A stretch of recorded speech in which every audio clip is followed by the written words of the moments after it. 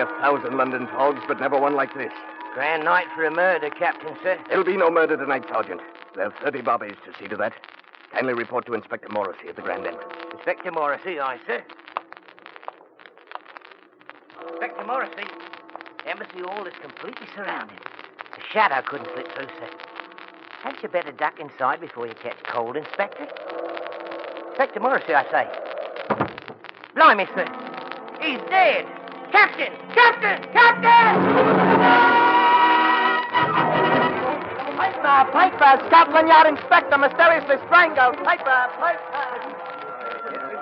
I tell you, it's that Sultan's curse. Yes, that's what it is. The curse of Netuana. The Sultan's curse. The Sultan's curse. The Sultan's curse. Thank heavens the Sultan's sailing on the Empress tonight. On the Empress? It's a delicacy. We interrupt to bring you a news bulletin. From Hollywood, California, Tay Garnett, veteran film director, offers his colorful radio creation, 3 Sheets to the Wind, starring Brian Donlevy with Helga Moray.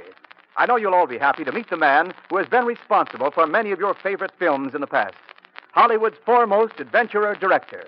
He wants to tell you about his latest experiment, startling, exciting, and new. Ladies and gentlemen, this is Tay Garnett.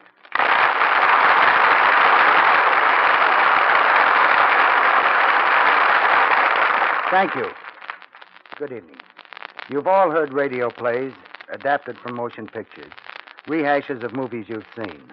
Now, I believe for the first time, we bring you a story on the air from which a picture will later be made. The screenplay, 3 Sheets to the Wind, bounces from the prolific pen of Ken England, author of many of Hollywood's greatest comedy successes. It comes to the air in a special adaptation by one of radio's outstanding writers, John Slott. It was originally titled World Cruise. As that title implies, the story nosed its way into the bizarre ports of the 7 seas. To lend realism to the film, I circled the globe in a small boat, photographing in many colorful countries that are no longer accessible to peoples of the free world. Of course, that was for the movie. Now we're ready to make that movie, and we need your help. We want to preview this picture before we make it. Won't you write us your opinions? Yours will be the voices that will ultimately guide us in the production of our motion picture. And now, with your kind indulgence, we'll shove off on the first leg of our adventure.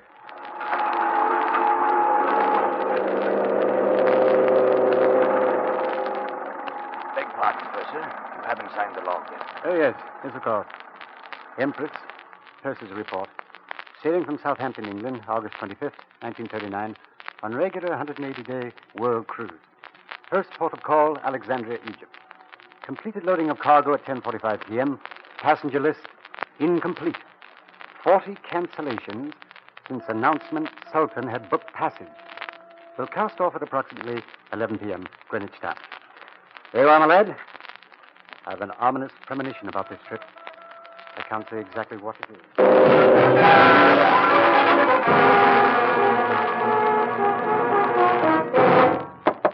Yes, come in. Captain Babcock, you sent for me, sir? Oh, yes, Wills. Get me the Foreign Office on the phone. Yes, sir. 40 cancellations. That blasted Sultan, that's what it is. Well, I won't have it. Relax, Tom. Your blood pressure... Now, listen here, you quack. You stick to your pills. I'm running this ship. By the Lord Harry, I'll run you. Pop those boiler tubes you use for blood vessels. Oh, will you put away that newspaper? Now, listen to this, Tom. Sultan's diamond leaves trail of death. Okay, Tom, do you realize that in the 7 days his Nibs has been here, exactly 7 people have been mysteriously strangled? Oh, mere coincidence. And don't try to read any hocus-pocus Oriental mysticism. Look, Tom, in the Far East I've seen Hindus who died from no apparent cause. Others I've pronounced dead and then seen them walk again. Malays who walked across white-hot stones without being burned. How did you know the stones were hot? I suppose you felt them. Yeah, unfortunately, I did. These scars on my palms will be with me to my grave. Penny dreadful nonsense. But it's cost us 40 cancellations. Now, listen to this. Sultan attributes death to legend of Natuana, which decrees that anyone who looks with covetous eyes upon the sacred black diamond shall be destroyed by the gods. And if one is so tempted, it is written that 11 must die. 1 death for every facet in the diamond. That's splendid. So 4 more have got to die. Well, I'm not going to clutter up my deck with corpses. I won't have it. Oh, come in. We have the Foreign Secretary in the wire, sir. Well, it's about time. Judkins, my passengers bought their tickets under the impression this world cruise was going to be a pleasure trip. I have no time for superstitious sea captains. Oh, superstitious, eh? Why, I've seen red-hot Malays walking on stones. Easy, Tom. Well, I've got scars. My dear naive mariner, the Sultan carries a fortune in diamonds. I'm quite sure jewel thieves will snap up all your vacancies before you shove off. Cheerio. Oh, rot. Yes, what is it?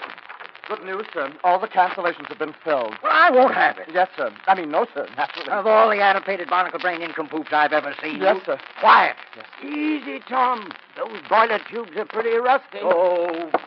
Yeah. Look down at that dock. World cruisers.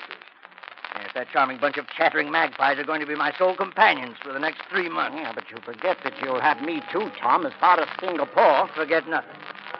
I say, what's that? What's the excitement? What are those people doing down there? You need glasses, Tom. I warned you before. There's nothing wrong with my eyes. What are they doing? What's that infernal noise? Well, it seems that the Sultan of Natuana, his Diamond, and his bodyguards My have goodness, arrived. what a spectacle. Brass hats, kilties, diamonds, and diplomats. Well, I won't have him on board. Look at the Sultan. Isn't he picturesque with that large black diamond and his white turban? The chap in the musical comedy uniform must be Captain Rajput Bey, the Sultan's equerry. I tell you, I won't let him aboard. And look at those giant Nubians covering his rear.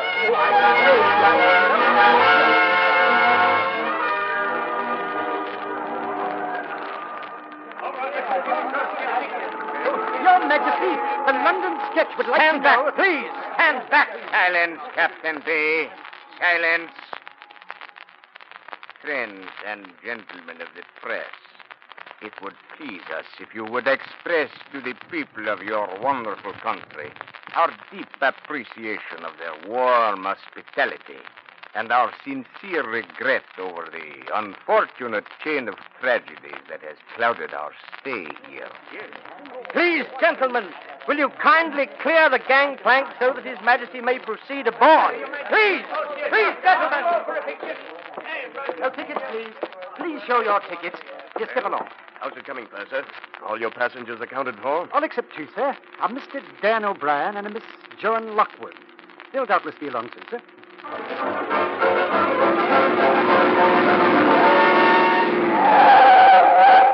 What's that? Undoubtedly Mr. O'Brien.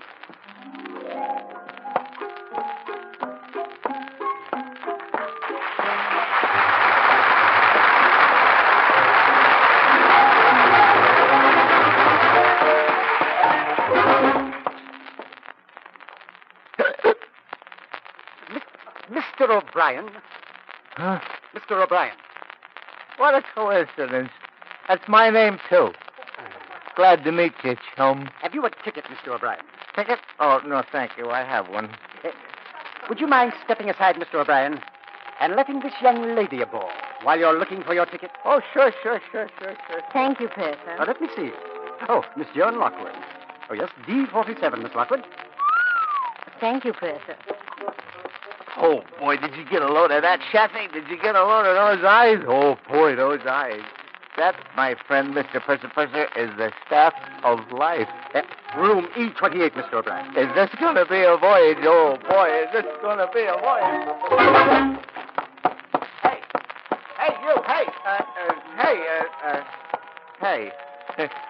Hey, I beg your pardon, my dear young Christian friend. Meaning me? Meaning nobody else there, cutie pie. Hey, look, didn't I meet you in... I've never been in Boston. I'm not the girl you rescued while swimming at Brighton, nor did I drop my handkerchief beside your table at the Savoy Grill. Huh? I'm trying in my subtle ways to convince you that we haven't met. Well, think nothing of it. It's no more your fault than it is mine. Hey, were you ever in Dover? No, wait a minute now, don't tell me. I knew a dame in Ottawa once, but she was a brunette. Were you ever in Ottawa? Listen, if I had my knitting, we could sit down and talk it over. But under the circumstances, I'm afraid you'll have to excuse me. You see, this is my room right Now, here. take it easy, Cupcake. Take it easy, will you? I'll tell you what we'll do. I'll cover up my head and close my eyes and count 3, and by the time I open my eyes, you'd better make up your mind who you are. Ready? 1, 2, 3. Here it come, ready or not, you shall be caught. All right. Who am I? I beg pardon, sir. Huh? Hey, where's the young lady, Steward? Where is who? The dame with the eyes. I'm afraid I don't know who you mean, sir. Oh, antisocial, huh?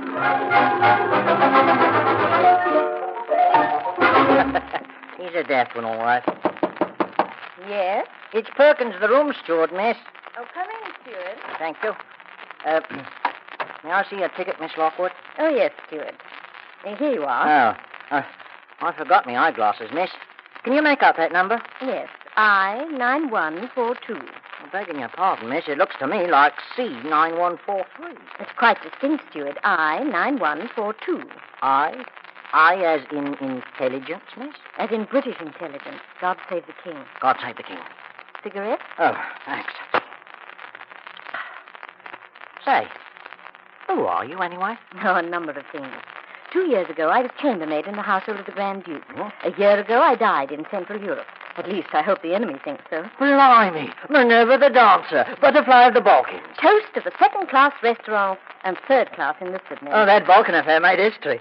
You really don't overlook a thing, do you? Do you know what they're saying at the Army Intelligence Headquarters? Look, that Balkan affair was buried in my flag-draped casket with a 17-gun salute.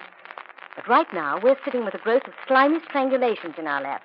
And to date, these famous Lockwood electric eyes have been in a state of total blackout. Well, it could be the Sultan himself has crushes the wind out of their pipes. Did you notice his build? He couldn't crush a banana with a steamroller.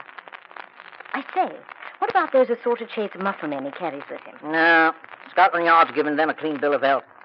It must be the jewel thieves. Why would a jewel thief kill 7 innocent bystanders? There was a broker, an artist, a writer, an explorer, a polo player, the secretary of Rhodesia, and Morrissey. Not a criminal among them. They all seem innocent enough. Mm-hmm. And each one of them was strangled at 11 o'clock. 11 o'clock. Wait, what time is it now? At the sound of the gong, it will be, let me see. 3 minutes before strangling time. I'd better start patrolling my beat. Well, do be careful. This ghastly thing we're fooling with, whatever it is deadly dangerous. I promise you I'll take every precaution. Let me see. I wear my rubbers and my long underwear, and I won't eat oysters in any month beginning with the wrong letter. Cheerio.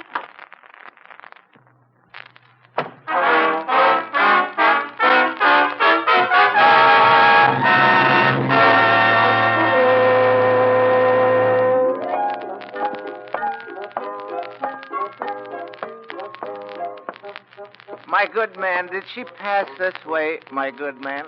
Who, sir? The young lady with the eyes. Why, I don't know. Oh, well, then in that case, could you direct me to the bar? The bar, sir? Huh. Well, you're leaning on it. Oh, I'm leaning on it. Well, never mind. I'll find it myself. My good man, bring me a scotch and soda, my good man. Yes, sir. And not too much soda. Yes, sir. Just a moment, garçon. Where's everybody? This joint's deserted. Except for that male natch dancer over there. It's a little early for the cocktail lounge, sir. Huh. Hey, does that mug think he's in a Turkish bath with that towel around his head? What's the idea of wearing that big black doorknob in it? Oh, him? Mm-hmm. That's the Sultan of Natchuana. Oh, a cigarette manufacturer, huh? Hey, it looks like a shipboard flirtation. He's giving me the come hither. Well, you can serve me my potion at His Honor's table, my good man.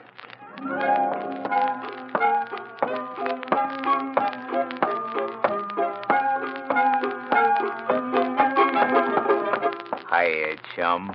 You have our permission to be seated. We wish to speak to you. That's what I like. Good old Southern hospitality. Hey, now look here, chum. Give me the lowdown, will you? Where's the young lady? The young lady? Uh-huh.